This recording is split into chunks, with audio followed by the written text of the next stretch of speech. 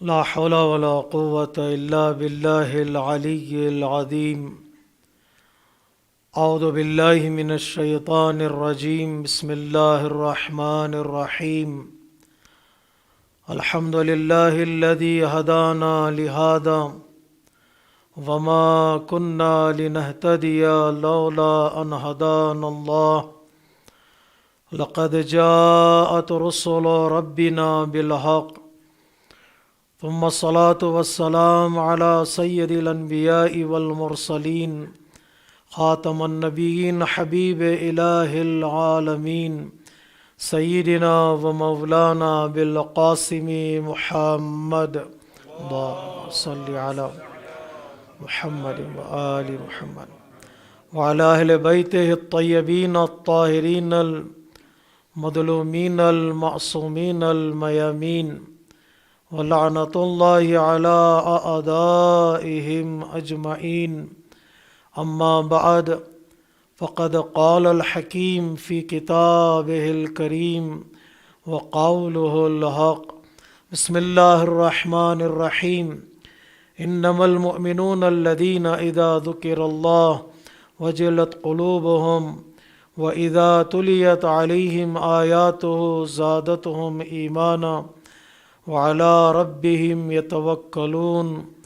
الذين يقيمون الصلاة ومما رزقناهم ينفقون أولئك هم المؤمنون حقا لهم درجات عند ربهم ومغفرة ورزق كريم. صدق الله العلي العظيم.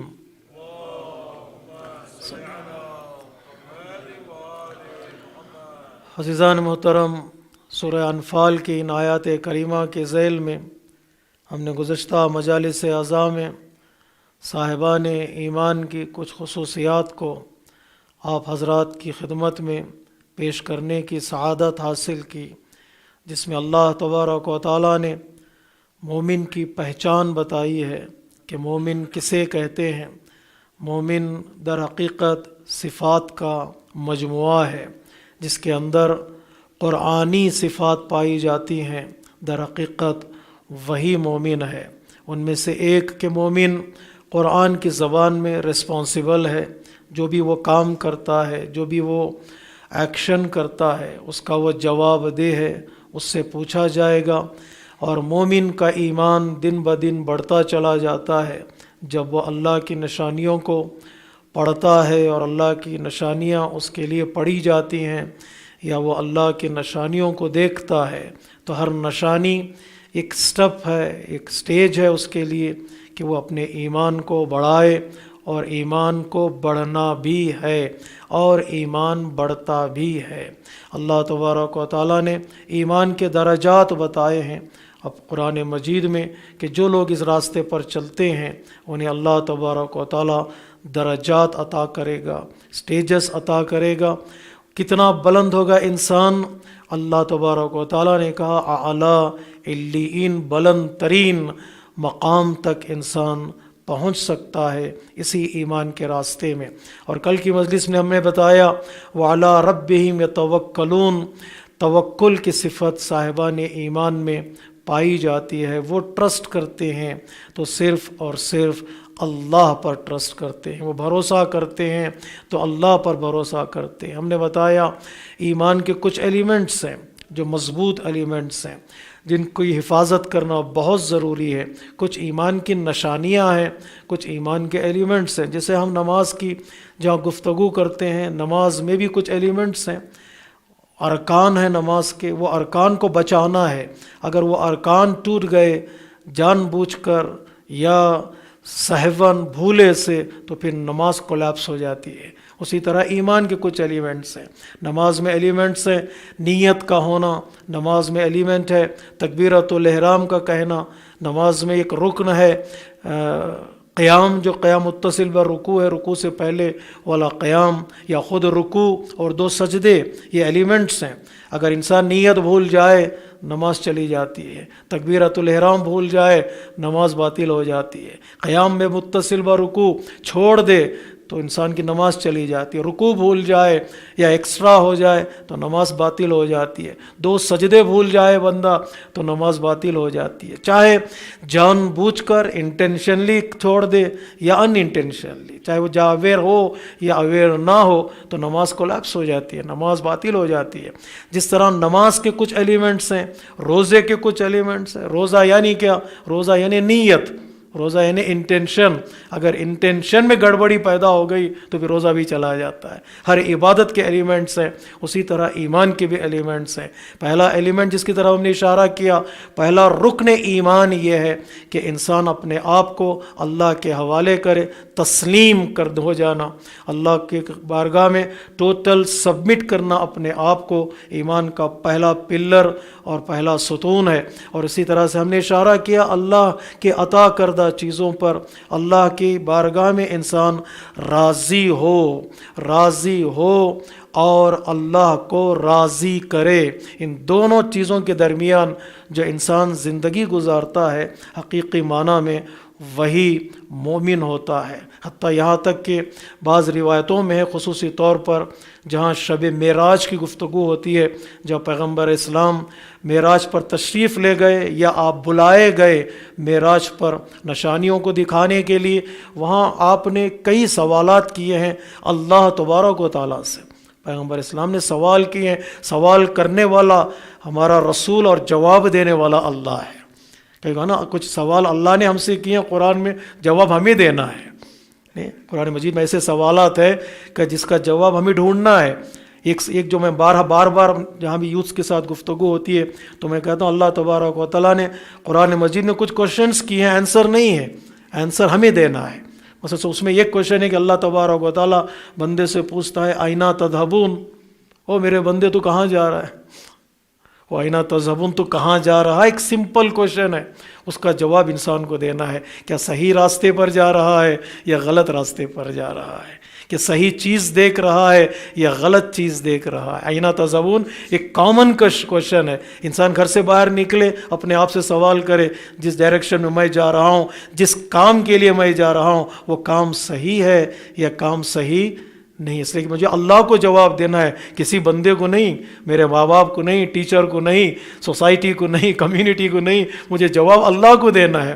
جو میں کام کر رہا ہوں اس کام سے میرا اللہ راضی ہے یا نہیں ہے؟ تو میں نے ایک نوجوانوں سے کہا تھا گھر کے دروازے کے پیچھے یہ آیت کا ٹکڑا لکھ کر لگا دیں، آئینہ تذہبون، جب میں گھر سے نکل رہا ہوں اس آیت کو پڑھ لوں، میں کہاں جا رہا ہوں؟ اللہ مجھے پوچھ رہا ہے جب میں گھر سے نکل رہا ہوں آیا میں صحیح راستے پر جا رہا ہوں یا غلط راستے پر جا رہا ہوں یا نہیں۔ اس کے بعد میں نے اس کو منیمائز کیا، ٹیلی ویژن پر لکھ کے لگا دے آئینہ تذہبون، جو پروگرام میں دیکھ رہا ہوں وہ صحیح دیکھ رہا ہوں یا غلط دیکھ رہا ہوں؟ نہیں، تھوڑا اور شارٹ کر دیں، اپنے سیل فون پر لکھ کر لگا دے پیچھے ایک اسٹکر بنا کر آئینہ تذہبون، کیا دیکھ رہا ہوں میں؟ وہ دیکھ رہا ہوں جس کے دیکھنے کی اللہ مجھے اجازت دیتا ہے یا وہ اس کی اجازت مجھے نہیں؟ آئینہ تذہبون ایک کامن کوشچن ہے جس کا جواب بندے کو چاہیے کہ وہ اللہ کی بارگاہ میں دے۔ کبھی کبھار ہم بہت دور چلے جاتے ہیں جہاں ہمیں نہیں جانا چاہیے، لوٹ کر آنے میں بڑی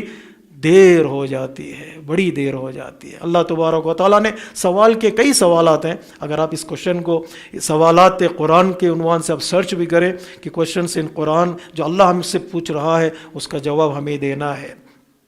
تو کبھی پیغمبر اسلام نے اللہ تبارک و تعالیٰ سے سوال کیا، پروردگار میرے بھی کچھ سوال ہیں، زمین سے آیا ہوں آسمان پر تو تجھ سے کچھ سوال کر لوں۔ تو پیغمبر اسلام نے سوال کیا ہے پر یا ربی ای الاعمال افضل، اے میرے اللہ بتا سب سے بہترین عمل کون سا ہے، سب سے بہترین ایکشن کون سا ہے، ڈیڈ کون سا ہے؟ اللہ تبارک و تعالیٰ نے کہا التوکل علی والرضا بما قسمت یا قسمت، اے میرے رسول 2 صفتیں جس کے اندر آ جائیں وہ بہترین اعمال ہیں، ایک مجھ پر بھروسہ کریں اور دوسرے میری عطا کردہ چیزوں سے راضی ہو جائیں، جو میں نے ان کا مقدر بنایا ہے، جو ڈیسٹینی ان کی ہے اس پر راضی ہو جائیں، تو گویا ان کے پاس بہترین عمل ہے۔ سورہ قرآن مجید میں بھی کئی مقامات پر رضی اللہ عنہ و رضوا عنہ، سورہ مجادلہ کی آخری آیت نمبر 22 میں اللہ تبارک و تعالیٰ نے کہا رضی اللہ عنہ و رضوا عنہ اولئک حزب اللہ۔ قرآن مجید میں دو گروپ ہیں، ایک گروپ اللہ کا گروپ، اللہ کی پارٹی، دوسرے شیطان کی پارٹی۔ حزب اللہ آج کل نام لینے بھی گھبراتے ہیں لوگ۔ یہ دنیا نے ان لوگوں کو، مسلمانوں کو اس ڈائریکشن پہ لا کر کھڑا کر دیا کہ جو ہمارے لفظ ہیں اس کو بھی تھوڑا احتیاط سے، بعض جگہوں پر کہتے ہیں مولانا تھوڑا احتیاط سے جملے کہنا، اس لیے کہ ہم لوگوں کو پریشانی ہوتی ہے۔ حزب اللہ کا لفظ بھی پڑھنے میں، قرآن کی آیت پڑھنے میں بھی ممکن ہے انسان گھبرائے۔ میرا تو تصور ہے اسی طرح سے مسلمان ڈرتے رہیں گے، ایک وقت ایسا آئے گا قرآن کی آیتوں کو بھی ریفارم کر دیا جائے گا، چینج کر دیا جائے۔ جہاد کا لفظ ایک انڈیا میں نکلا تھا، آپ نے سنا ہوگا، یو پی میں، اس نے کہا کہ 27 یا 28 آیتیں ایسی ہیں جسے قرآن سے نکال دینا چاہیے، اس کو قرآن میں نہیں رہنا چاہیے۔ اس لیے انسان اتنا جب ڈر جاتا ہے تو اس کے ہاتھ سے دین بھی چلا جاتا ہے۔ کبھی خوف انسان اتنا کھا جاتا ہے کہ قرآن کی آیتیں بھی ممکن ہے انسان اس کو بدل ڈالے۔ اور اللہ تبارک و تعالیٰ کہتا ہے، معافی چاہتا ہوں، اللہ تبارک و تعالیٰ کہتا ہے رضی اللہ عنہ و رضوا عنہ، جی رضی اللہ و رضوا عنہ اولئک حزب اللہ۔ ایک حزب شیطان جو اپنی طرف لوگوں کو بلاتا ہے، ایک حزب اللہ جو اللہ کی طرف لوگوں کو بلاتے ہیں۔ اللہ کی پارٹی ہے، اللہ کا گروپ ہے۔ ان کی نشانیاں کیا ہیں؟ کہ وہ اللہ سے راضی اور اللہ ان سے راضی ہے۔ راضیۃم مردیہ، اللہ ان سے راضی اور وہ اللہ سے راضی۔ اللہ نے جو ان کو دیا ہے ان سے راضی ہو جائیں تو ان کا ایمان مکمل ہو جاتا ہے۔ سوال یہ ہے، تھوڑی دیر گفتگو کریں گے، انشاءاللہ میں واپس آؤں گا، کس طرح ہم اللہ سے راضی ہو سکتے ہیں؟ نشانیاں کیا ہیں؟ سائنس کیا ہے؟ کس طرح ہم اللہ کو راضی کر سکتے؟ نہیں، لفظ کو بدل دوں، وہ سائنس کیا ہیں جن کے مل جانے کے بعد ہم کہ اللہ ہم سے راضی ہو گیا؟ اللہ خود بتائے گا نہیں کن چیزوں سے ہم اللہ کو راضی کر سکتے، کیسے میں اللہ سے راضی ہو سکتا ہوں؟ علماء کرام نے خوبصورت گفتگو کی ہے۔ دنیا میری نگاہ میں کیسی ہے؟ ایک جو حدیث ہے دنیا کے بارے میں، وہ کہ ہم دنیا میں مہمان ہیں، ہم سب کے مہمان ہیں، ہم سب مہمان ہیں، صرف میں ہی نہیں یہاں مہمان ہوں، میں اور آپ مل کر اس دنیا میں مہمان ہیں۔ بتائیے، مہمان جب کسی کے گھر جاتا ہے تو مہمان کی کوئی چوائس نہیں ہوتی ہے، مہمان کی اپنی کوئی خواہش نہیں ہوتی ہے، مہمان کچھ ڈیمانڈ نہیں کر سکتا، مہمان کچھ آرڈر نہیں کر سکتا، مہمان کچھ حکم نہیں دے سکتا۔ مہمان کے اپنے ایٹیکیٹس ہوتے ہیں، ایک آداب ہوتے ہیں۔ میں کسی کے گھر میں مہمان بن کر جاتا ہوں تو میں وہی کھاؤں گا جو میزبان دسترخوان پر لگاتا ہے۔ پسند آ گیا دینے والے زیادہ، پسند نہ آیا تو دینے والے کم۔ لیکن میں یہ نہیں کہہ سکتا کہ مجھے یہ چاہیے اور مجھے وہ چاہیے۔ کیوں؟ میں مہمان بن کر اس گھر میں آیا ہوں۔ مہمان کے کچھ آداب ہوتے ہیں، کچھ ایٹیکیٹس ہوتے ہیں۔ تو سارے انسان اس دنیا میں مہمان ہے۔ اس کا مطلب یہ ہے کہ جو کچھ اللہ تمہارے لیے دسترخوان پر لگاتا جا رہا ہے اسے استعمال کرتے چلے جاؤ۔ اللہ کی بارگاہ میں کبھی اپنی خواہش کو مت رکھو، یہ ہوتا تو اچھا ہوتا۔ یہ جملہ خطرناک ہے۔ اللہ کی بارگاہ میں پروردگار یوں ہوتا تو اچھا ہوتا۔ میں نے کسی بزرگ اسکالر کے سامنے جب انگریزی گفتگو ہو رہی تھی، وہ کہہ رہے تھے مجھے مولانا تھوڑا انگریزی میں بات کیجیے گا، تو ایک دن اس سے ملاقات ہوئی نماز کے بعد، تو کیسے طبیعت ہے مولانا آپ کی؟ تو میں نے کہا so far so good, so far so good. اس اسکالر نے کہا نہیں مولانا یہ جملہ صحیح نہیں ہے، تم کیا ایکسپیکٹ کر رہے ہو؟ اللہ تبارک و تعالیٰ نے تمہارے ساتھ کچھ کمی کی ہے کہ سو فار سو گڈ؟ یا آئندہ تمہارے ساتھ پورا نہیں کرے گا اللہ تبارک و تعالیٰ؟ کہو الحمدللہ، اس سے بہتر ہو ہی نہیں سکتا جس حالت میں میں ہوں۔ بات آپ تک پہنچ رہی ہے؟ اس سے بہتر ہو ہی نہیں سکتا کہ جس حالت میں میں ہوں، اس لیے کہ میرا نگہبان، میرا کیئر کرنے والا میرا رب ہے جو کائنات میں ہر ذات سے بڑا ہے اور ہر ذات سے زیادہ علم رکھنے والا ہے۔ وہ جانتا ہے میری زندگی میں کیا چاہیے، ہے نہیں؟ تو دنیا کے بارے میں کیا کر سکتا ہوں؟ پروردگار یوں ہوتا تو اچھا ہوتا، یہ جملہ صحیح نہیں ہے۔ اس سے بہتر ممکن ہی نہیں ہے۔ پروردگار تیرا شکر ہے، تیرا شکر ہے۔ حتیٰ چوتھے امام سجاد علیہ الصلاۃ والسلام فرماتے ہیں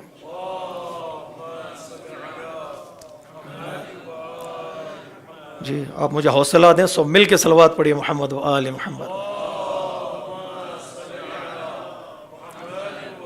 جی کچھ نعمتوں کا امام نے ذکر کیا، یہ قرآن کی نعمت کی میں بات کر دوں، اس کے بعد دوسری نعمتوں کو آپ ملا سکتے ہیں. چوتھے امام فرماتے ہیں جس کے پاس قرآن ہو، اگر وہ یہ کہے کہ مجھے اور کوئی چیز مل جاتی تو اچھا ہوتا، گویا اس نے قرآن کی قدر نہیں کی ہے. قرآن سے بڑھ کر کون سی نعمت ہے بھیا؟ قرآن ہوتے ہوئے کسی اور نعمت کو تلاش کرنا، اس کا مطلب یہ ہے کہ تم نے قرآن کی عظمت کو جانا ہی نہیں ہے. یہ ہوتا تو اچھا ہوتا. نہیں، کمپیریزن کی دنیا میں جب انسان اپنے آپ کو لے آتا ہے تو کمپیریزن کی دنیا انسان کو توحید سے دور کر دیتی ہے. اس سے بہتر ممکن ہی نہیں ہے. تو دنیا میں مہمان ہوں تو میں کیا کرنا چاہیے مجھے؟ میں نوجوانوں کو سمجھانے کے لیے کہہ دوں، دو چیزوں کو کم کرو اور دو چیزوں کو بڑھا دو. دو چیزوں کو کم کرنا، کیا کم کرنا ہے؟ خواہشات کو کم کرو، وشز کو کم کرو، ڈیزائرز کو کم کرو. جتنا کم کرتے چلے جاؤ گے اتنا ہی اللہ کی نعمتوں پر راضی ہوتے چلے جاؤ گے. خواہشات کی کوئی لمٹ نہیں ہوتی ہے، خواہشات کی کوئی باؤنڈری نہیں ہوتی، کوئی بارڈر نہیں ہوتا ہے. انسان جتنا چاہتا ہے مجھے خواہشات بڑھتے چلے جائیں، انسان کی زندگی مشکل ہوتی چلی جائے گی، مشکل ہوتی جائے گی. خواہشیں محدود تو ایذا نہیں ہوتی. جی مومن پر مسلط کبھی دنیا نہیں ہوتی. اگر مومن ہو تو خواہشات کو کم کرو. بڑا خوبصورت جملہ ہے کسی اسکالر کا، چونکہ آپ جملات کو سنتے ہیں، نکات کو سنتے ہیں، وہ جملہ میں بتا دوں، جو خواہشات کے پیچھے مسلسل بھاگتا چلا جاتا ہے اس سے ضروریات بھی چھنتی چلی جاتی ہیں. نہیں، خواہشات کے پیچھے بھاگو گے ضروریات کو بیچو گے. جی مارکیٹ میں جا کر، شاپنگ مال میں جا کر جو پسند آئے وہ نہ خریدنا، جو ضروری ہے وہ خریدنا ہے. اکثر انسان اس لیے پریشان ہو جاتا ہے، وہ خواہشات کی چیزیں خرید کر لے آتا ہے، گھر میں جب دیکھنے لگتا ہے تو اس کو نہیں خریدنا تھا، یہ تو بیکار کی چیز آ گئی، یہ تو فلاں کی چیز آ گئی، پیسہ نقصان ہو گیا. کیوں؟ لسٹ اس نے نہیں بنائی ضروریات کی. جب ضرورت کی طرف، نیسیسٹیز کی طرف توجہ نہیں کرے گا تو خواہشات کے پیچھے بھاگتا ہے. اور یہ بھی جملہ سن لیجئے گا کہ ضرورت فقیر کی بھی پوری ہو جاتی ہے، خواہشیں بادشاہ کی بھی پوری نہیں ہوتی. ایک فقیر کے لیے کیا چاہیے؟ ایک روٹی، اسے مل جائے گی، لیکن خواہشات بڑھتی چلی جائیں، بادشاہ کی بھی خواہش پوری ہونے والی نہیں. ساری دنیا پر قبضہ کرنے کے بعد سکندر نے کہا دیا، الیگزینڈر نے کہا ساری دنیا کو قبضہ کرنے کے بعد کہ جب میں مر جاؤں تو میرے دونوں ہاتھ قبر کے باہر رکھ دینا. تو کیوں دونوں ہاتھ قبر کے باہر رکھ دیں؟ تو یہ ساری دنیا پر قبضہ کرنے کے بعد میں جا رہا ہوں اس دنیا سے تو خالی ہاتھ جا رہا ہوں، اور میں کوئی لے نہیں جا سکتا. اگر انسان اس دنیا پر قبضہ کرنے کی کوشش کرے جو آج کی دنیا میں ہو رہا ہے، انسان کوشش کر رہا ہے، تو اس کے سکون کبھی ملنے والا نہیں، اطمینان کبھی ملنے والا نہیں. خواہشات کو کم کرو. اور دوسرا جو جملہ ہے، صفت ہے جسے کم کرنا ہے، وہ توقعات کو ہے. توقعات یعنی کیا کہیں گے اس کو انگریزی میں؟ جی ایکسپیکٹیشنز. نہیں، ایکسپیکٹیشن دوسروں سے، وہ کرے گا میرے ساتھ تو اچھا کرے گا، جب اچھا نہیں کرتا تو ناراض ہو جاتا ہے. وہ مجھے سلام کرے گا. میں ہمیشہ یہ جملہ کہا کرتا ہوں، کبھی کبھار ہم سلام کا انتظار کرتے ہیں. وہ آئے گا تو مجھے سلام کرے گا، وہ آئے گا تو میری ریسپیکٹ کرے گا، وہ آئے گا تو میرا احترام کرے گا. یہ کس نے کہہ دیا کہ وہ مجھے سلام کرے؟ یہ کس نے کہہ دیا کہ وہ میری ریسپیکٹ کرے؟ یہ کس نے کہہ دیا کہ وہ میرا احترام کرے؟ بلکہ الٹا ہے، بلکہ میری ذمہ داری ہے کہ میں دوسروں کو سلام کروں، میری ذمہ داری ہے کہ میں دوسروں کو کی ریسپیکٹ کروں، میری ذمہ داری ہے کہ میں دوسروں سے چاہوں، دوسروں کو چاہوں، محبت کروں. سلام کرتے چلے جاؤں، سلام ملتا چلا جائے گا. احترام کرتا چلا جاؤں، احترام ملتا چلا جائے گا. اور دوسروں کو چاہتا چلا جاؤں، دوسرے بھی مجھے چاہتے چلے جائیں گے. اس سے پیغمبر اسلام نے کہا، بڑی خوبصورت حدیث ہے میرے عزیزو. کبھی کبھار ہم حدیث کو پڑھتے ہیں، گزر جاتے ہیں، اگر وہاں تھوڑی دیر رکیں تو ہمیں میسیج ملے گا. پیغمبر اسلام فرماتے ہیں اللہ تبارک و تعالیٰ نے مجھے حکم دیا ہے کہ میں اس کو معاف کروں جو مجھ پر ظلم کرتا ہے. کس کو معاف کروں؟ میں اس کو معاف کروں جو مجھ پر ظلم کرتا ہے. میں اس سے جا کر ملوں جو مجھ سے دور بھاگتا ہے. میں اسے عطا کروں جو مجھے عطا کرنا نہیں چاہتا. جی ہم اسی کو انویٹیشن بھیجتے ہیں جس نے ہمیں انویٹیشن بھیجا ہو. جی ہم اسی کے یہاں وجہ مثال دیتا ہوں، اسی کے یہاں ہم کٹوری بھیجتے ہیں جہاں سے کٹورا آنے کی امید ہو. اگر اس نے مجھے نہیں بلایا تو میں اس کو نہیں بلاؤں گا. یہ کون سا بزنس ہے بھی؟ یہ تو تاجرانہ اخلاق ہے. یہ میرا بیہیویئر بزنس والا ہے، مومنانہ بیہیویئر نہیں ہے. مومنانہ بیہیویئر کیا ہے؟ وہ مجھے بلائے یا نہ بلائے، وہ مجھے سلام کرے یا نہ کرے، وہ میری ریسپیکٹ کرے یا نہ کرے، میں اسے سلام کروں، میں اسے اس کی ریسپیکٹ کروں. مولانا وہ جواب نہیں دیتا ہے، سلام کرنا میری ذمہ داری ہے، جواب نہ دینا اس کا اخلاق ہے. جواب نہ دینا، میں بزدلی نہیں سکھا رہا ہوں آپ کو، یہ اخلاق وہ ہے کہ جو سلام نہ کرے اس کو سلام کروں تو مومنانہ کردار ہے، مومنانہ بیہیویئر ہے. اس سے بڑا جملہ بھی کہہ دوں، سخت جملہ ہے، معافی چاہتا ہوں. اللہ تبارک و تعالی مجھے بھی اس پر عمل کرنے کی توفیق عطا فرمائے. نہ تنہا سلام نہ کرے تو تم سلام کرو، بلکہ اگر کوئی تمہیں گالی بھی دے تو اسے سلام کرو. کیوں؟ میرا اخلاق میری شخصیت بناتا ہے، اس کا اخلاق اس کی پرسنالٹی بناتا ہے. وہ گالی دے کر بتا رہا ہے کہ میرا اندر اچھا نہیں ہے، لیکن میں سن کر سلام کر کے بتا رہا ہوں میرا اندر اچھا ہے. یہ طریقہ ہے جو پیغمبر اسلام نے بتایا. عفو عمن ظلمنی، اس کو معاف کروں جو مجھ پر ظلم کرتا ہے، اس سے جا کر ملوں. جو مجھ سے دور بھاگ رہا ہے وہ آ کر نہیں ملتا ہے. بڑا خوبصورت جملہ حدیث آپ کے حوالے کرنا چاہتا ہوں. وہ آ کر مجھے نہیں ملتا ہے، وہ مجھے انویٹیشن نہیں بھیجتا ہے، وہ مجھے سلام نہیں کرتا ہے. تو مولا کائنات نہج البلاغہ میں فرماتے ہیں ہمیشہ سلام لے کر اسیر نہ بنو، بلکہ سلام کر کے امیر بنتے چلے جاؤ. سلام کر لے لیا تو تم اسیر ہو جاؤ گے. کس طرح اسیر ہوگے؟ سلام کر دیا تو جواب دینا واجب ہے، اگر جواب نہیں دیا تو گناہ گار ہے. سلام کرنا مستحب، جواب دینا واجب. اگر اس نے سلام کر دیا تو مجھے جواب دینا ہے، تو جواب دینا، جواب واجب یعنی اشارت، you have to, you should answer, جواب دینا پڑے گا. لیکن تم سلام کرو تاکہ وہ اسیر ہو جائے، جواب دینے پر مجبور ہو جائے، تم امیر ہو کر زندگی گزارو. الاحسان عبید الانسان، احسان نیکی انسان کو سرنڈر کر دیتی ہے. کسی پر نیکی کرو، سلام کر کے ریسپیکٹ کر کے، وہ تمہارا قیدی بن جاتا ہے، وہ تمہارا غلام بن جاتا ہے، جواب دینا ہی پڑے گا. دیکھیے توقعات کیا ہے، توقعات بڑھ جاتی ہیں زندگی سے تو ظاہر سی بات مشکلات بھی بڑھ جاتی ہیں. ایکسپیکٹیشن بڑھ گئے تو آج کل جو فیملیز میں جھگڑے ہیں اسی ایکسپیکٹیشنز کا نتیجہ ہے، جو فلفل نہیں کر پاتے، ہم پورا نہیں کر پاتے. مولانا پرائم ٹائم وہ ہمیں دے نہیں پاتا، میں اس کے ساتھ رہنا نہیں چاہتی یا نہیں چاہتا، وہ قیمتی ٹائم مجھے نہیں دینا. ایکسپیکٹیشن بڑھتے چلے جائیں گے، بڑھتے چلے جائیں گے تو دھیرے دھیرے جھگڑے شروع ہو جاتے ہیں. کیا کہتی ہیں روایتیں؟ توقع کم کر دو. کیا کہتے ہیں علامہ مرزا غالب؟ جب توقع ہی اڑ گئی غالب، کون کیا کسی کا گلہ کرے کوئی.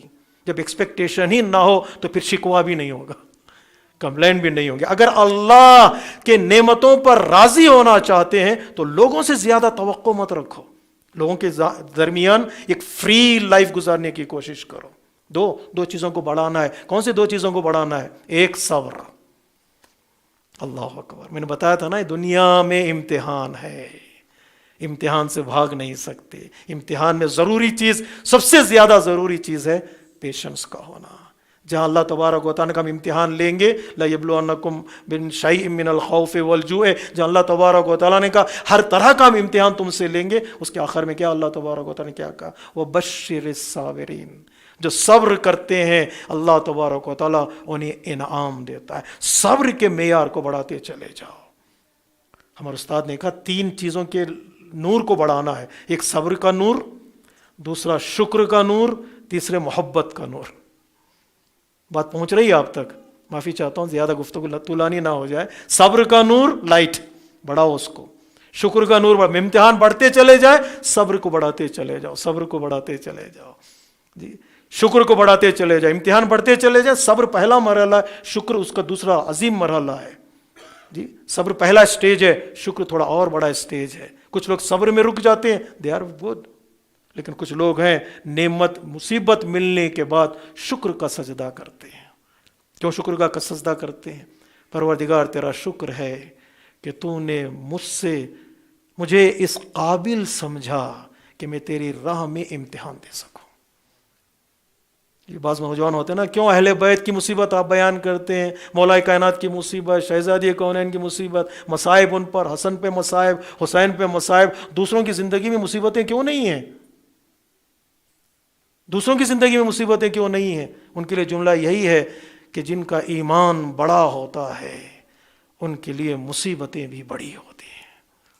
مصیبتیں بڑی ہوتی ہیں. یہ بقول بچوں کو سمجھانے کے لیے کہہ دو، ٹیسٹ انہی سے لیا جاتا ہے جو اسکول آتے ہیں، کتاب پڑھتے ہیں. ڈراپ آؤٹ سے کوئی ٹیسٹ نہیں لیتا. جسے رسول نے بلا بلا کر بٹھایا ہو اس سے امتحان لیا جاتا ہے، جسے اٹھا اٹھا کر نکالا ہو اس سے کیا امتحان لیا جائے. قوموا انی، جسے رسول نے کہا جاؤ یہاں سے نکل جاؤ، اس سے کوئی ٹیسٹ نہیں ہوتا ہے. ٹیسٹ اس سے ہوتا ہے جسے رسول نے ہاتھوں پہ بلند کر کے کہا تھا من کنت مولا ہو فہذا علی مولا. صلوات پڑھیں یا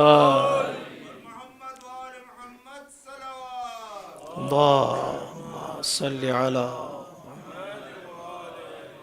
دیکھیے گا اس کو گفتگو میں گفتگو اس طرف لے آیا، پریکٹیکل ہے یہ گفتگو جو میری زندگی کے لیے اور آپ کی زندگی کے لیے ہے. صبر کو بڑھاؤ، شکر کو بڑھاؤ، محبت کو بڑھاؤ. حضرت لقمان کہتے ہیں میں نے 300 سال طبابت کی ہے، حکمت جی میڈیسن میں کام کیا ہے، لیکن محبت سے بہتر کسی میڈیسن کو نہ پایا. محبت، آج کل جو مینٹل ہیلتھ کے ایشوز ہوتے ہیں، ڈپریشن کے ایشوز ہوتے ہیں، سب سے بہترین میڈیسن ان کے لیے محبت ہے.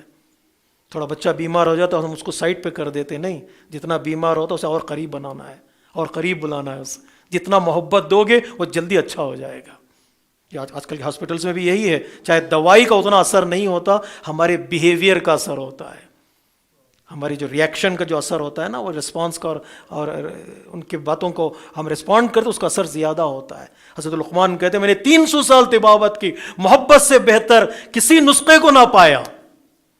تو کسی نے سوال کیا ہو لقمان صاحب اگر محبت اثر نہ کرے تو حضرت لقمان نے کہا اس کو اور بڑھا دو، اس کو اور بڑھاؤ، اس کی لو اور تیز کر دو، اور تیز کر دو. جب نور بڑھتا چلا جائے گا آج نہیں تو کل دشمن بھی تمہارے قبضے میں آ جاتا ہے. محبت کے لو کو بڑھا دو. اگر اللہ سے راضی ہونا ہے صبر کے لو کو بڑھانا ہے، صبر کے نور کو بڑھا دینا ہے. خوبصورت حدیث ہے مولا کائنات کے نہج البلاغہ میں، جب قیس اشعث بن قیس یا قیس بن اشعث کا بیٹا اس دنیا سے چلا گیا تو مولا نے اس کو خط لکھا.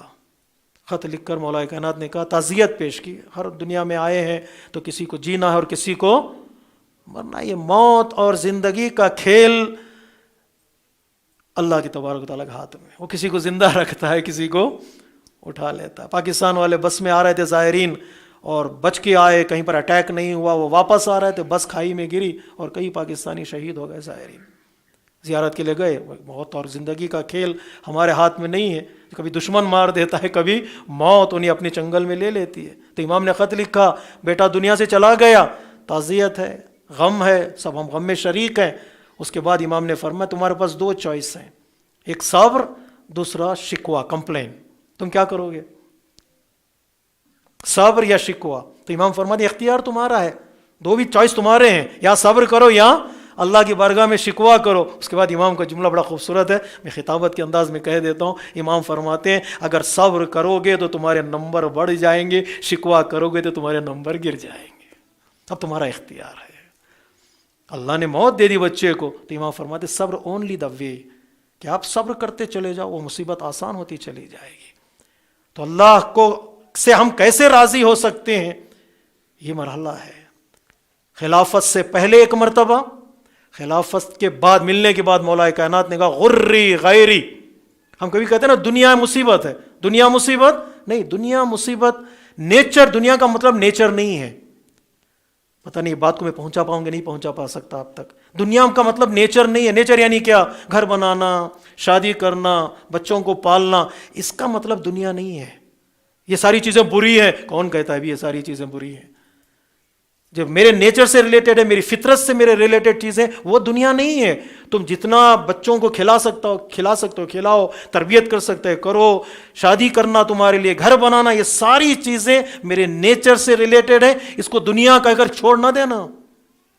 یہ دنیا نہیں ہے. دنیا کیا ہے کہ کس طرح میں اس کو اپنی زندگی میں لیتا ہوں، وہ دنیا ہے. کہتے ہیں نا دنیا دل کے اندر داخل نہ ہو جائے. مثالیں دی ہیں نا علماء کرام نے. کیا مثالیں دی ہیں؟ دنیا ایک شپ کی طرح ہے، کشتی کی طرح ہے جو پانی پر چلتی چلی جاتی ہے. جی اگر پانی، انسان کشتی کی طرح ہے، دنیا پانی ہے. اگر دنیا پانی ہے، کشتی کے نیچے ہو پانی تو کشتی چلتی چلی جاتی ہے. اگر پانی کشتی کے اندر آ جائے تو کشتی کو ڈبو دیتی ہے. تو دنیا کو سمجھو پانی کی طرح اور تم ایک کشتی کی طرح زندگی گزارو. ایک اور مثال دے دوں، دنیا مٹی کی طرح ہے. اگر پیر کے نیچے رکھو گے تو چل پاؤ گے، سر پہ ڈال لو گے تو قبر بن جائے گی. جی دنیا سے فائدہ اٹھانا ہے. دنیا بازار ہے، فائدہ اٹھانا ہے دنیا سے. دنیا کے ہو گئے تو دنیا تمہارے لیے ہے یا ہمارے لیے. ہم دنیا کے لیے نہیں. دنیا جیسے چاہے مجھے موڑ دے تو میں کمزور ہو جاؤں گا. میں جیسے چاہوں دنیا کو لے جا سکتا ہوں. بات کلیئر ہے؟ تو مولا کائنات کا جملہ سنیے گا. خلافت سے پہلے مولا کائنات نے کہا دنیا مجھے دھوکہ تو دے نہیں سکتی.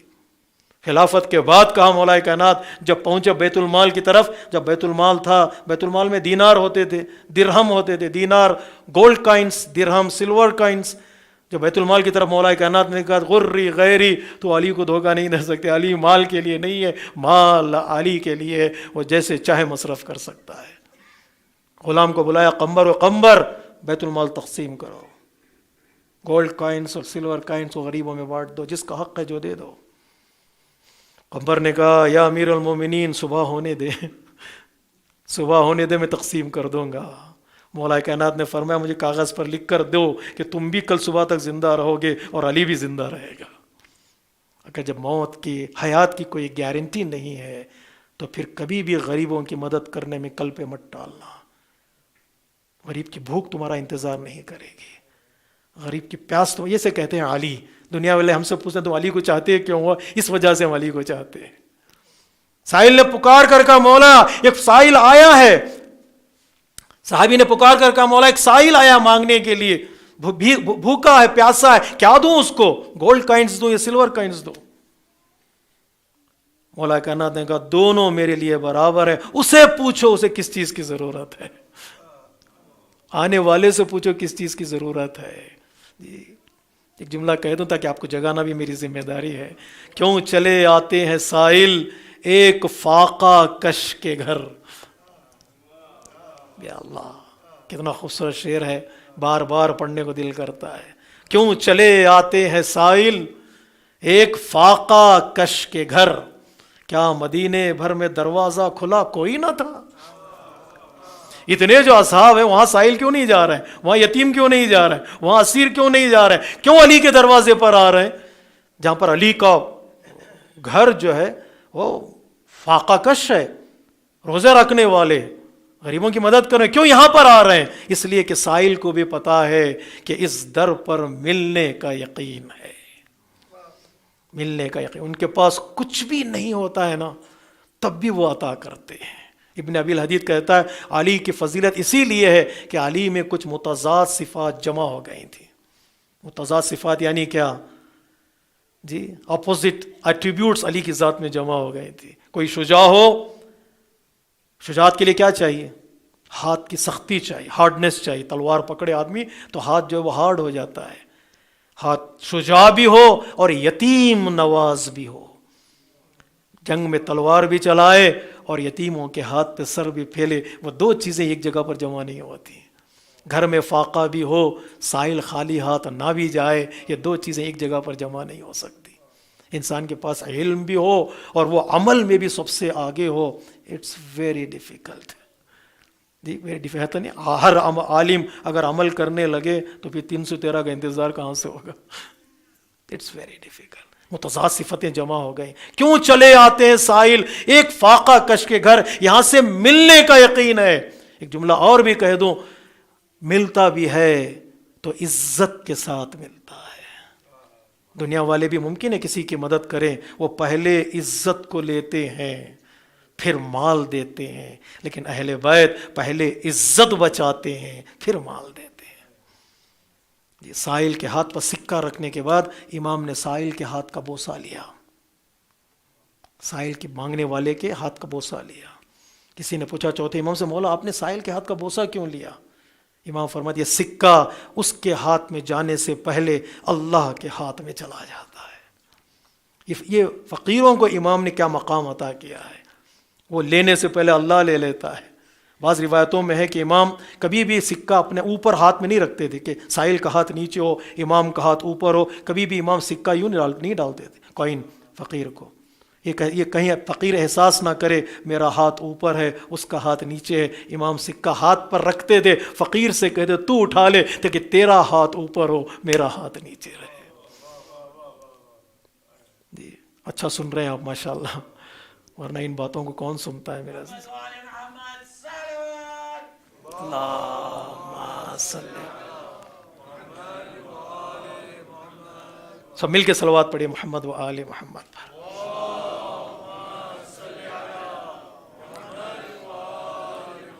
کسی فقیر کی مدد کر کے، حدیث ہے پیغمبر اسلام کی یا کسی معصوم کی، کسی فقیر کی مدد کر کے کبھی یہ نہ سوچنا کہ تم نے اس کی دنیا بنا دی ہے، بلکہ یہ سوچنا کہ اس فقیر نے تمہاری آخرت بنا دی ہے۔ اگر وہ نہ ہوتا، وہ نہ آتا تو تمہاری آخرت کبھی نہ بنتی۔ ایک تو ملنے کا یقین ہے، سائل آ رہا ہے، کچھ بھی نہ تھا تو روٹیاں دے دی، جی ایک تو ملے گا تو عزت کے ساتھ ملے گا، اور اس دنیا کی چیزیں، بس عقیدے کا جملہ ہے، اس دروازے پر دنیا کی چیزیں بھی ملتی ہیں اور آخرت کی چیزیں بھی ملتی ہیں۔ بقول آیت اللہ کاشف الغطاء کے اس دروازے سے دنیا میں شفا ملتی ہے اور آخرت میں شفاعت ملتی ہے۔ جس دروازے سے دونوں چیزیں مل جائیں، آدمی در بدر کیوں بھٹکے بھائی، جی کیوں بھٹکے؟ تو عطا جب اس طرح سے انسان عطا کا اظہار کرتا ہے نا، وہ چیز بڑی خوبصورت نظر آتی ہے۔ مولا کائنات نے کہا غری غیری، علی کے قریب تو دنیا آ نہیں سکتی، علی کے ہاتھ میں دنیا ہے، علی دنیا کے حوالے نہیں ہے۔ جب ظاہری خلافت بھی ملی، مولا نے کہا تھا غری غیری، خلیفہ ہونے کے بعد، خلیفہ سے پہلے علی کی زندگی میں کوئی تبدیلی نہیں آئی، کوئی چینجز نہیں آئی۔ جب خلافت کا اعلان کیا گیا، مولا کائنات نے کہا نہیں چاہیے بھائی، جیسے کر رہے ہو کرتے چلے جاؤ، جیسے تمہاری حکومت گزر رہے ویسے گزارتے چلے جاؤ۔ نہیں، اب مجبور ہو گئی دنیا، پھر علی کو بلائیں اپنے منصب پر، مولا کائنات آئے، مبارکباد پیش کی لوگوں نے، ہاتھوں پہ بیعت کی۔ مولا کائنات کا خاص شاگرد ہے صعصع بن سوحان، وہ بھی آیا مبارکباد پیش کرنے کے لیے۔ لوگوں کو انتظار تھا، خاص صحابی ہے تو خاص لفظ ہوں گے، کنگریچولیشنز کے فیسیلیٹیشنز کے خاص طریقہ ہوگا۔ وہ آیا اور اس نے ممبر پر ہاتھ رکھ کر کہا آج میں علی کو مبارکباد نہیں دوں گا، نو ٹو کنگریچولیشنز، مبارکباد نہیں دوں گا۔ جب سارے اصحاب نے مڑ کر صعصع بن سوحان کی طرف دیکھا تو صعصع بن سوحان نے کہا علی کے لیے خلافت نے زینت عطا نہیں کی ہے، بلکہ خلافت کو علی نے زینت عطا کی۔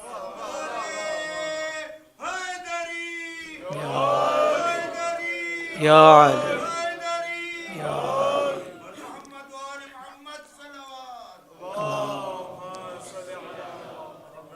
علی خلافت کا محتاج نہیں ہے، خلافت کو مبارکباد پیش کرنا چاہیے کہ اس کو آج علی جیسا امام ملا ہے، اس کو مبارکباد پیش کرنا چاہیے۔ ہمارے کہنا غری غیری، دھوکہ نہیں دے سکتے۔ تو اللہ کو سے راضی ہونے کے لیے اپنی آپ کو کمپلیٹ دنیا کے حوالے کر دیں گے۔ یہ من ہے دنیا کو کیسے میں لیتا ہوں، جیسے میں لوں گا اتنا ہی راضی ہو جاؤں گا۔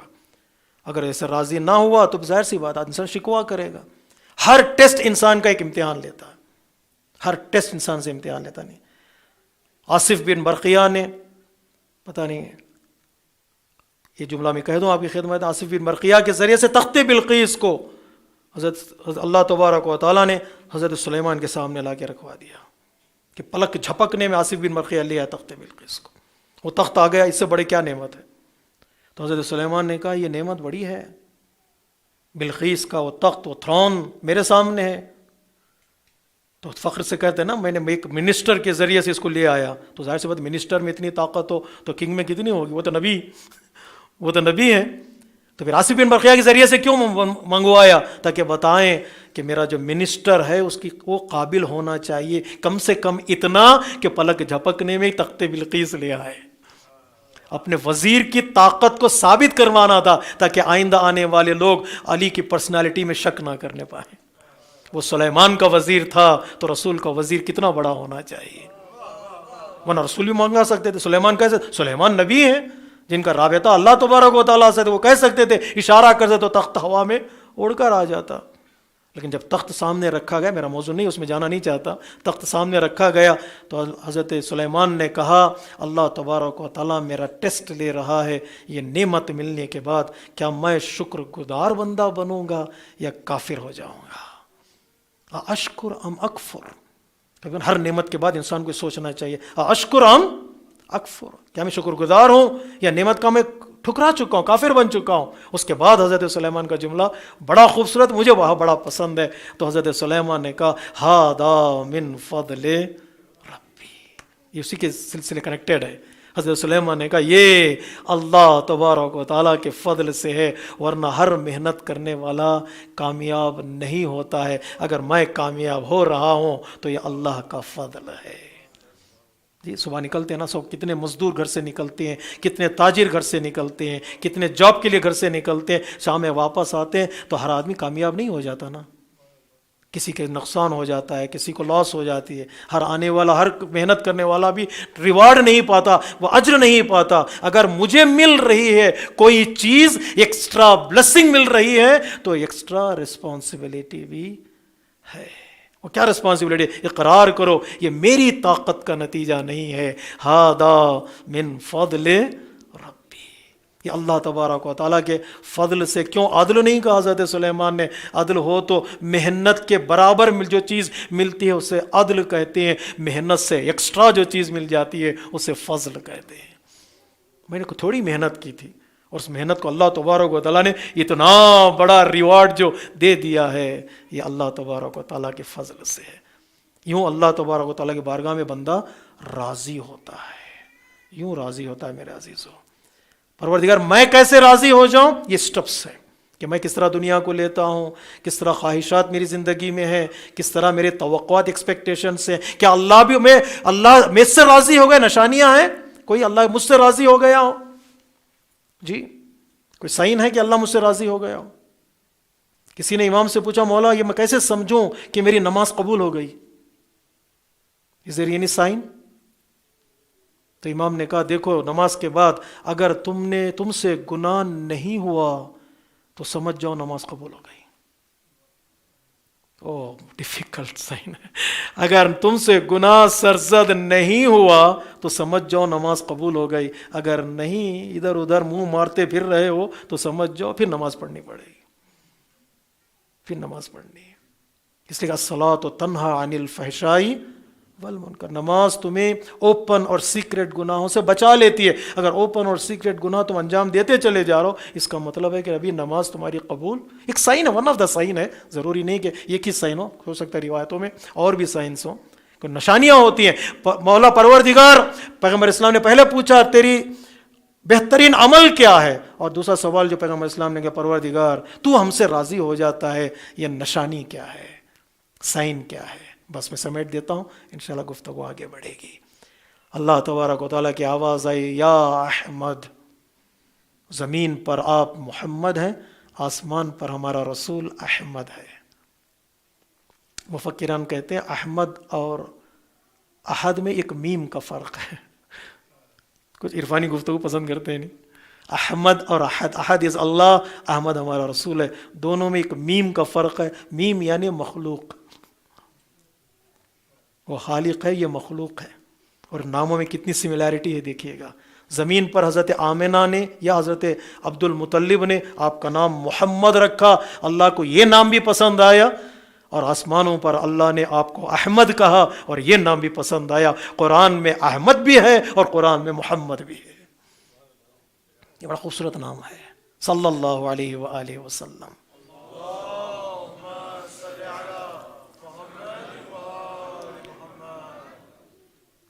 پروردگار نشانی کیا ہے کہ تو ہم سے راضی ہو جائے گا؟ کہ تین چیزیں میں تمہیں عطا کروں گا، ایک جس سے میں راضی ہو جاتا ہوں، تین چیزیں عطا کرتا ہوں، گفتگو کنٹینیو کروں گا کل۔ ایک، وہ ہمیشہ میرے ذکر میں مصروف رہے گا، جس کی زبان پر ذکر ہے کنٹینیوس، لا الہ الا اللہ الحمدللہ، وہ ذکر بعنوان ذکر، بے عنوان عادت نہیں، ذکر ایز اے ذکر، یہ ہیبٹ نہیں ہوگا کہ میں انسان تسبیح پھیروں کس کو گھیروں، تسبیح پھیروں کس کو ماروں، نہیں جی۔ آج کل کے بڑے بڑے جو کنگز ہیں ظالم کا ساتھ دے رہے ہیں، ان کے ہاتھوں میں موٹی موٹی تسبیح ہے، ان کے وہ عادت کی بربنائے عادت تسبیح نہیں، جن کے اندر اللہ کو قابل ذکر سمجھ کر ذکر کرتے ہیں، وہ ذکر نشانی ہے کہ اللہ ان سے راضی ہو گیا ہے، اللہ ان سے راضی ہو گیا، ایک لمحہ بھی بغیر ذکر کے نہ گزرے۔ ایک دو، وہ شکرن لا یقالطہ الجہل، نعمتیں لیتے چلے جائیں، نعمتوں کو جہالت کی وجہ سے لینے کے بعد اللہ کی طرف سے نہ سمجھنا در حقیقت اللہ کے راضی نہ ہونے کی نشانی ہے۔ جو بھی نعمت ملے اس کے بعد کہو الحمدللہ الحمدللہ، کنٹینیوسلی اللہ کی نعمتوں کا شکر ادا کرنا در حقیقت ایک سائن ہے کہ اللہ ہم سے راضی ہو گیا ہے۔ ہر نماز کے بعد ایک سجدہ شکر ہے، ریکمینڈڈ۔ الحمدللہ ماشاءاللہ آپ نماز عصر کے بعد سجدہ کرتے نہیں، وہ سجدہ ہوتا ہے بائی بائی کا سجدہ، اللہ خدا حافظ ہم جا رہے ہیں، لیکن ہر نماز کے بعد، سوری میں مذاق کرتا ہوں تھوڑا بہت، ہر نماز کے بعد ایک سجدہ ہوتا ہے، ایک سجدہ ہے سجدہ شکر، ریکمینڈڈ ہے، آپ مفاتی جناح میں اٹھا کر دیکھیے گا، ہر نماز کے بعد ایک سجدہ شکر۔ سجدہ شکر کے لیے بڑی دعا کی ضرورت نہیں ہے، 3 مرتبہ کہو شکرن للہ شکرن للہ شکرن للہ، انف۔ ہر نماز کے بعد ایک سجدہ جو سجدہ شکر ہو۔ کیوں؟ اس لیے کہ اللہ تبارک و تعالیٰ کہتا ہے حدیث قدسی میں، ہر نماز کے بعد میں ایک دعا کو تمہاری ایکسیپٹ کرتا ہوں، ہر واجب تم ادا کرو پھر دعا کرو، اللہ تبارک و تعالیٰ کہتا ہے میں وہ دعا کو قبول کر لیتا ہوں۔ ہر واجب نماز کے بعد ایک دعا کہتا اللہ میں قبول کرتا ہوں۔ بہتر وقت ہے نماز کے بعد تھوڑی دیر کے لیے دعا کریں، ایک جملہ 2 جملے، اور اس کے بعد ایک سجدہ شکر، پروردگار میری دعا مجھے یقین ہے کہ تو دے گا، شکرن للہ۔ کچھ لوگ نظر کرتے ہیں مل جائے تو سجدہ کریں گے، میں گزارش کرتا ہوں ملنے سے پہلے سجدہ کر لو، وہ مل ہی جائے گا۔ نظر پوری، منت پوری ہو تو دسترخوان بچھائیں گے، نہ ہو تو جی نہ ہو تو کیا کریں گے جی؟ قرضہ اللہ کی گردن پر نہیں، ادا کرتے چلے جاؤ، ملتا چلا جائے گا۔ یہ طریقہ ہے اللہ کی بارگاہ میں مانگنے، ایک طریقہ ہے، سوری ٹو سے۔ اور تیسری نشانی یہ ہے کہ اللہ تبارک و تعالیٰ کہتا میں اس کے دل میں میری محبت ڈال دیتا ہوں۔ جس کے دل میں اللہ کی محبت آ جاتی ہے فرسٹ پریفرنس میں، مخلوق کی محبت ایک طرف ہو، اللہ کی ایک محبت ایک طرف ہو، جب دونوں آپس میں ٹکرائیں اللہ کی محبت پہلے ہے، بعد مخلوق کی محبت ہے۔ جو اللہ کی محبت کو پہلے زندگی میں لے آتا، اللہ تبارک و تعالیٰ کہتا ہے میں اس بندے سے راضی ہوں۔ اللہ کو محبت کی ضرورت نہیں ہے۔ جب ہم اللہ کی محبت کا اظہار کرتے ہیں، حباً للہ، جو بھی کام کریں، کسی کو دوست بنائیں اللہ کی محبت کے لیے، اور کسی کو دشمن بنائیں چونکہ اللہ اس سے راضی نہیں ہے، اللہ درمیان میں رہے تو سارے مسائل حل ہو جاتے ہیں۔ حباً للہ و بغضاً للہ، ایک فارمولا ہے اللہ کی محبت کے لیے، جو اللہ کو چاہے ہم اسے چاہیں، جو اللہ کو نہیں چاہتا اسے نہیں چاہتے۔ اگر اللہ معیار ہے ساری چیزیں حل ہو جاتی ہیں۔ اللہ محبت کا محتاج نہیں ہے۔ جب ہم اللہ کو چاہتے ہیں، اللہ کی محبت ہمارے وجود میں آ جاتی ہے، تو اللہ تبارک و تعالیٰ کہتا ہے میں تمہاری محبت لوگوں کے دلوں میں ڈال دیتا ہوں۔ محبت ریٹرن ہوتی ہے نا، محبت ریٹرن آتی ہے۔ ہم اللہ کو چاہیں گے تو اللہ کیا کہتا ہے؟ میں تمہاری محبت لوگوں کے دلوں میں ڈال دیتا ہوں۔ حضرت ابراہیم نے ایک چھوٹے سے قافلے کو مکے کے سرزمین پہ چھوڑا، حضرت ہاجرہ کو، اسماعیل کو، دعا کی پروردگار لوگوں کے دلوں کو ان کی طرف موڑ دے، جو آئے ان کی طرف، ان کو چاہنے لگے تو ایک شہر بنے گا۔ جہاں حضرت ابراہیم دعا کر رہے تھے ان کی محبت لوگوں کے دلوں میں ڈال دے، وہیں پر چوتھے امام نے دربار یزید میں خطبہ دیتے ہوئے یزید کو کہا یزید تجھے پتہ ہے اللہ تبارک و تعالیٰ نے ہماری محبت کو لوگوں کے دلوں میں رکھا ہے، لوگوں کے دلوں میں۔ لوگ جب چاہتے نا اہل بیت کو، یہ اللہ تبارک و تعالیٰ کی بہت بڑی عطا ہے۔ اللہ نے لوگوں کے دلوں میں، مومنین کے دلوں میں ہماری محبت کو رکھ دیا ہے۔ وہ محبت بڑی دولت ہے میرے عزیزو۔ علامہ ذیشان حیدر جوادی یہاں پہنچنے کے بعد ایک مصائب کا جملہ کہتے تھے، جتنا رسول نے کہا میرے رشتہ داروں سے محبت کرو، ظالموں نے اتنا ستایا۔ کہا فاطمہ سے محبت کرو، فاطمہ کو ستایا۔ کہا علی سے محبت کرو، علی کو پریشان کیا۔ کہا حسن حسین سے محبت کرو، حسن حسین کو پریشان کیا۔ اس کے بعد کا جملہ بڑا درد بھرا جملہ ہے، اگر پیغمبر اسلام یہ کہتے ان سے محبت نہ کرو تو اتنی اذیت نہ دیتے جتنی اذیت محبت کرو کہنے کے بعد کی ہے۔ اقربا سے قل لا اسألکم علیہ اجرا الا المودۃ فی القربا، اہل بیت کو چاہو لیکن دنیا نے کیا کیا، ایک فاطمہ کے چھوٹے سے گھرانے کو دشت کربلا میں شہید کر ڈالا، نہ تنہا شہید کر ڈالا، آپ کے بچوں کو پریشان کیا گیا۔ پانی جیسی چیز جو سب کے لیے اویلیبل ہے، نہر فرات کا پانی کئی طریقوں سے اہل بیت کے لیے لازم تھا کہ اسے پیتے۔ فرات کا پانی ایک تو عام لوگوں کے لیے پانی ہے، نہر کا پانی کسی خاص گروہ کی، کسی خاص قوم کی ملکیت نہیں ہوتی ہے۔ اور دوسرے بعض روایتوں میں نہر فرات در حقیقت مہر فاطمہ ہے، اس سے پانی پینا تو ان کے بچوں کا حق ہے، میراث میں فرات ملی ہے۔ اور تیسرے یہ کہ جب کوفے میں قحط پڑا تھا، بارش نہیں ہو رہی تھی، تو امام حسین نے دعا کی تھی بارش کے لیے، تو بارش ہوئی تھی۔ کم سے کم کوفے والوں اتنا تو یاد کرتے، اب یہ حسین نے ہمیں پانی پلایا تھا۔ اور چوتھے یہ کہ حر کے لشکر کو ابھی پانی پلانے والے چند دن پہلے حسین ابن علی علیہ السلام، تم نے ان کے بچوں پہ پانی بند کر دیا۔ اس لیے حسین نے پانی کا تذکرہ کیا، بیٹا سجاد جب مدینہ جانا تو میرے شیعوں سے کہنا، شیعتی مہما شربتم ماء عذب فاذکرونی، میرے شیعوں جب بھی ٹھنڈا پانی پینا اس حسین غریب کی پیاس کو یاد کر لینا۔ کہ دنیا میں کئی لوگ شہید ہوئے ہیں، جیسے حسین تشنہ لب اس دنیا سے گیا ہے کوئی نہیں گیا۔ جب امام شہید ہوئے، جب ذوالجناح خیموں کی طرف آیا آواز دیتے ہوئے الدلیمہ الدلیمہ کہتے ہوئے، ظلم ہو گیا تو بیویاں خیمے سے باہر آئیں تو ذوالجناح کی گردن پر خون کے دھبے دیکھے، خون کے قطرات کو دیکھا۔ حسین کی بچی نے، سکینہ نے خون کی خوشبو کو سونگھا اور سونگھنے کے بعد کہا، ازنا بابا کے ذوالجناح مجھے پتا ہے یہ میرے بابا کے خون کی خوشبو ہے، مجھے یقین ہو گیا کہ میرا بابا شہید ہو گیا، بس اتنا بتا دے میرے بابا کو آخری لمحات میں پانی ملا کہ نہیں ملا۔ لیکن میرا حسین تشنہ لب اس دنیا سے گیا ہے۔ پتہ ہے قبر کے پتھر پر ایک جملے لکھے جاتے ہیں، ہمارے یہاں کوئی مومن اس دنیا سے چلا جاتا ہے تو قبر کے کتیبے پر، تختی پر کوئی حدیث لکھ دیتے ہیں، کوئی آیت لکھ دیتے ہیں، کوئی کل نفس ذائقۃ الموت لکھتا ہے، کوئی لکھتا ہے من مات علی حب آل محمد ماتا شہیدہ لکھ دیتا ہے۔ پتہ ہے چوتھے امام نے اس قبر کے پتھر پر کیا لکھا؟ چوتھے امام نے لکھا ھذا قبر حسین ابن علی الذی قتل عطشانا، یہ حسین کی قبر ہے جسے ظالموں نے تشنہ لب شہید کر ڈالا، پیاسا شہید کر ڈالا۔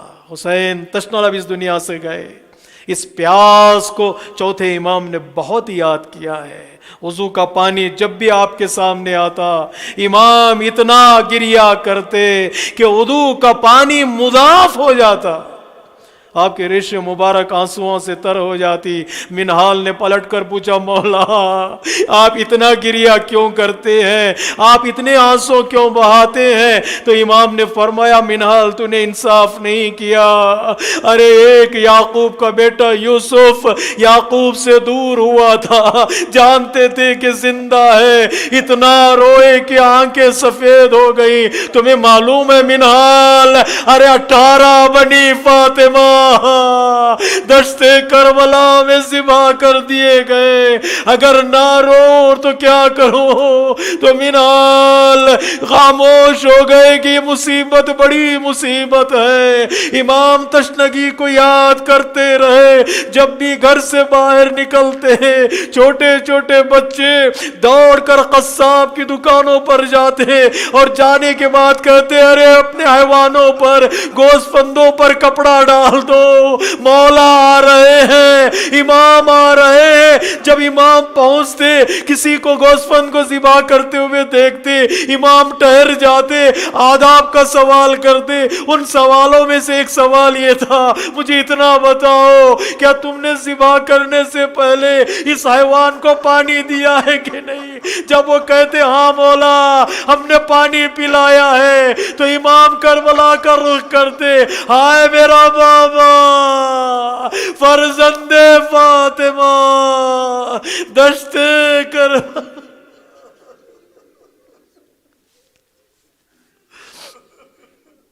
لا لعنت اللہ علی القوم الظالمین۔ سيعلم الذين ظلموا أي منقلب ينقلبون۔ السلام عليك يا أبا عبد الله وعلى الأرواح التي حلت بفنائك، عليك مني سلام الله أبدا ما بقيت وبقي الليل والنهار، ولا جعله الله آخر العهد مني لزيارتكم۔ السلام على الحسين وعلى علي بن الحسين وعلى أولاد الحسين وعلى أصحاب الحسين۔ ماتم حسین۔